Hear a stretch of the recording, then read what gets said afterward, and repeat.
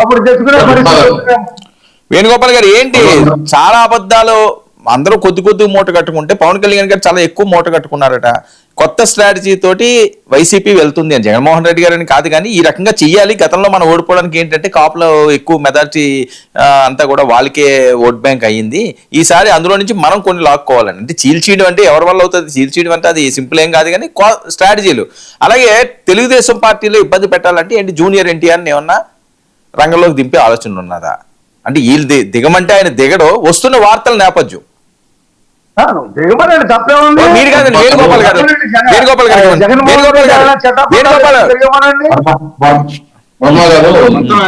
అదే విధంగా ప్యానెల్ లో పాల్గొంటున్న వివిధ రాజకీయ పార్టీ నాయకులకి, విశ్లేషకులకి, 99 టీవీ ప్రేక్షకులందరికీ నమస్కారం. వర్మ గారు, ఈ రోజు జగన్మోహన్ రెడ్డి గారిని 2014,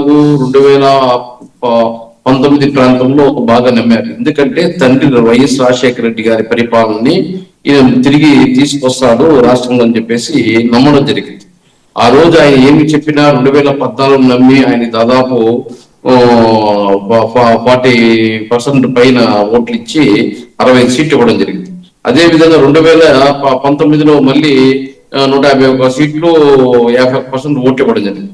కానీ ఇప్పుడు పరిస్థితి జగన్మోహన్ రెడ్డి గారిని నమ్మరు. ఎందుకంటే ప్రతి దాన్ని వ్యతిరేకిస్తాడు. ఆ తర్వాత మేమే చేసిందని చెప్పుకుంటాం. ఇప్పుడు నిన్న మొన్న చూస్తాం, గూగుల్ డేటా సెంటర్ ని మొత్తం వైఎస్ఆర్సీపీ అంతా వ్యతిరేకించింది.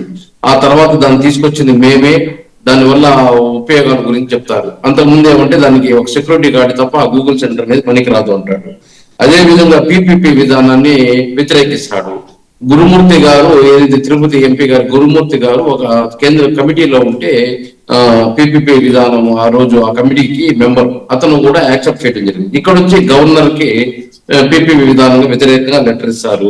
అదే విధంగా ఎన్నికలకు రాకముందు అమరావతిని నేను అభివృద్ధి చేస్తాను, అమరావతిని నేను డెవలప్ చేస్తానని చెప్పేసి రాష్ట్ర ప్రజలకి, అదేవిధంగా అమరావతి ప్రజలకు హామీ ఇచ్చి నేను కూడా ఇక్కడ ఇల్లు కట్టుకుంటాను అని చెప్పి మళ్ళీ 3 రాజధానులు అంటాడు, అమరావతిని పక్కన పెట్టాడు.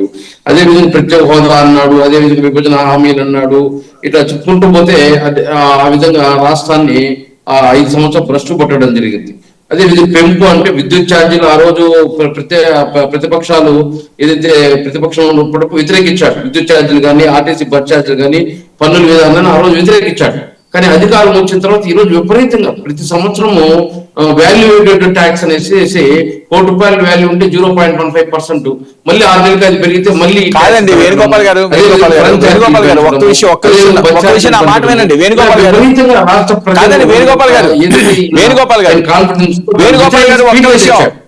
గారు ఒక్క విషయం కాదండి. ఇప్పుడు మనం నేను అడుగుతున్నాను, మీరేం చెప్తున్నారు? రఫీ గారు ఒకటి చెప్తారు, ఆయన ఎవరు మోహన్ రెడ్డి గారు ఒకటి చెప్తారు, మీరు ఒకటి చెప్తారు. అసలు నా పాయింట్ ఏంటి? ఇలాగ చీలికలు చేస్తున్నారు అవకాశం. ఇప్పుడు మీరు అభివృద్ధులు చెప్పుకుంటూ వెళ్తేప్పుడు ఆయన అలా చేయలేదు కాబట్టి కదండి 151 నుంచి 11కి వచ్చింది.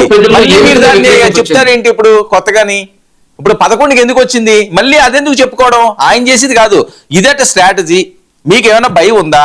ఈ అనుమానాలు ఉన్నాయా? నిజంగా చీలికలు జరుగుతాయా? అది చెప్పండి. మీరు మిగతా చెప్పకండి నాకు అభివృద్ధులు, మీ అభివృద్ధి, వాళ్ళ అభివృద్ధిని. ఈ రోజు పవన్ కళ్యాణ్ ప్రతి మీటింగ్ లో చెప్తున్నాడు, ఇంకా నేను 15 సంవత్సరాలు చంద్రబాబు నాయుడుతో కలిసి ప్రయాణిస్తాను, నాకు పదవులు ముఖ్యం కాదు, ప్రజల శ్రేయస్సు ముఖ్యము, ఈ రోజు లా అండ్ ఆర్డర్ ముఖ్యమని చెప్పేసి పోతున్నాడు. అదే విధంగా చూస్తున్నాము, ఏదైతే ఆయన జగన్ వైఎస్ఆర్సీపీగా ఏదైతే విమర్శిస్తుందో దానికి సమాధానం చెప్పడం లా, ఎక్కడో ఒక చోట గట్టిగా సమాధానం చెప్తున్నాడే గాని ఈ రోజు ఆయన డెవలప్మెంట్ సైడ్, ఈ రోజు పర్యావరణ కానీ, అదే విధంగా గ్రీనరీ గురించి కానీ, ఆరోగ్య సేవల గురించి కానీ, అదే విధంగా ఆధ్యాత్మికం గురించి కానీ నాకు టైం డీటెయిల్ గా చెప్తాను. మీరు కాదు సార్, ఏమండి కాపుల్లో చీలికలకి ప్లాన్ చేస్తారట, భయం ఏమన్నా మీకు ఉందా? ఎవరన్నా వస్తే నాకు చెప్పండి. మీరు ఆయన అభివృద్ధి, ఈయన అభివృద్ధి ఏంటండి? కాపుల్లో చీలిక అనేది కాదు, ఇక్కడ కులం అనేది ఎవరైనా సరే, ఈరోజు రెడ్లు కూటమి ప్రభుత్వం లేదా, అదేవిధంగా నాయుడు వైఎస్ఆర్సీ పార్టీలో లేదా, కానీ ఈ రోజు మొన్నటి వరకు వంగవీటి రంగా కూతురు వచ్చేస్తుంది వైఎస్ఆర్సీపీలోకి, తెలుగుదేశం పార్టీకి బ్రేక్, కూటమి ప్రభుత్వానికి బ్రేక్ పెడతారన్నారు. మేము నేను రాజకీయాల్లోకి రాబోయేది లేదు, నేను కేవలం మా నాయన ఆశయాల్ని ముందుకు తీసుకుపోవడానికి మాత్రమే ఈ సంస్థ రంగా గారి ఫౌండేషన్ ద్వారా ముందుకు తీసుకోవడానికి మాత్రం ఉందానే కానీ అన్ని పార్టీలని ఆమె వ్యతిరేకిస్తూ మాట్లాడడం జరిగింది. అదే విధంగా ఈరోజు జూనియర్ ఎన్టీఆర్ గురించి మాట్లాడుతున్నారు.